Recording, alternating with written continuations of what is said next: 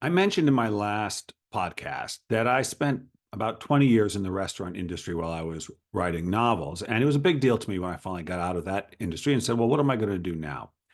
And initially I got a little work. I got some work as a technical writer, which was nice to get paid for something that wasn't waiting tables, but I got tired of that very quickly. And then I got a job at a very successful video game company writing stories for them. And that was exciting. I was getting paid well and I was getting paid to write something and to talk about stories. And that was real exciting until it wasn't, until I was bored of that too. And I realized, man, it's nice to get paid, as I said, for something besides waiting tables, to know people will pay me to do something, to think. But the truth is, in a way, it's all just like more waiting tables. I want to do some work that I'm excited about. That is something I look forward to doing, not just that I'm compensated for. And yes, I wanted to be a writer. I knew that, but I sensed there was more to what I would do than just writing books. And so, about 6 months after I left the restaurant, this was back in 2007, I started writing a blog. Blogs were relatively new, and I got interested. It was an opportunity for me to publish something, to share something without having to go through essentially self-publish it, without having to go through magazines and such. I could just write something and put it up. And so this was great.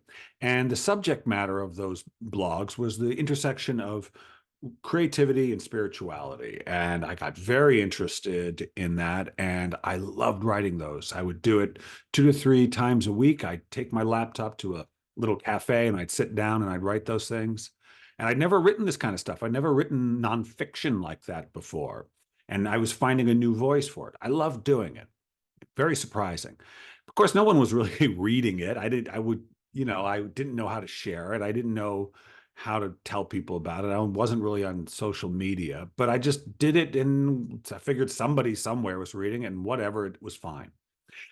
But there was still the issue of money. I had been the breadwinner. My wife was an artist and a writer, and we made an arrangement where she would be home with the kids while I was out waiting tables, and I didn't want her working during the day while I was working at night. We'd never see each other. So it was my role was to be the breadwinner. And one day I'm sitting with my wife, Jen, and it'd been a little while since I'd had a job. We still had money, but we were spending and not earning. And she said to me, Bill, so what's the plan here, money wise? What's the plan? And I thought about it and I said, well, I do enjoy writing those blogs. She kind of sighed and said, I know, but there's no money in the blogs. And I said, I know, but I really like doing them. And to this day, that is one of the best answers I've ever given when it comes to the question of money and work. And the reason I loved that answer was I had no plan for how to make money off of that work. I didn't know how you monetized blogs and I didn't really think I would with that. And I didn't know where it was going. I just knew I liked it, that I looked forward to doing it, that I was excited about it, that the ideas were compelling to me, that I would think about the ideas when I wasn't working on the blog. Things were always bubbling around me. I'd be off for a run. I'd get another idea for one. Oh, I want to write about that. It was new, this excitement, and it was really stimulating. And I thought somewhere in there, there's something that I can make money off of. Somewhere in there is some kind of work. And I was right. I was right. Everything I'm doing today, this podcast, the books I've published, the magazine I edit, the interviews I've done, the classes, all that stuff really grew from how I was exploring the idea of the intersection of creativity and spirituality all those years ago when I had no idea where it was going, and remind me that the most important plan in certain ways is no plan.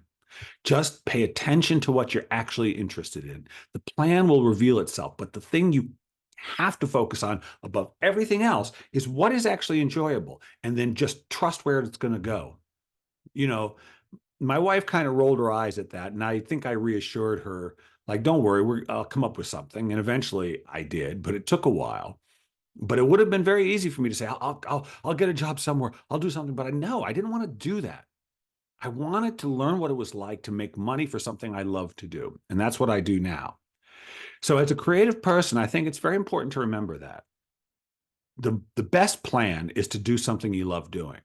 And then the whys and the hows of it will work itself out. But your job is to identify what actually draws your attention most effortlessly. And when you do that, the plan, it's almost like it's been worked out for you, will begin to unfold as you go forward.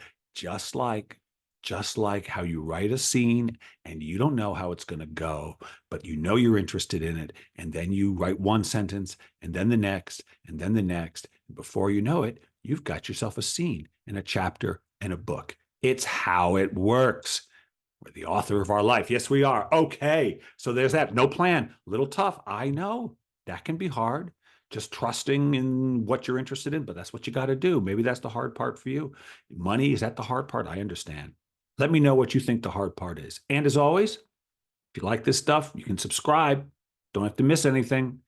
And if you do like it, say so. I want to hear from you. Yeah, I do. So until next week, this is Bill Kenower. Stay fearless.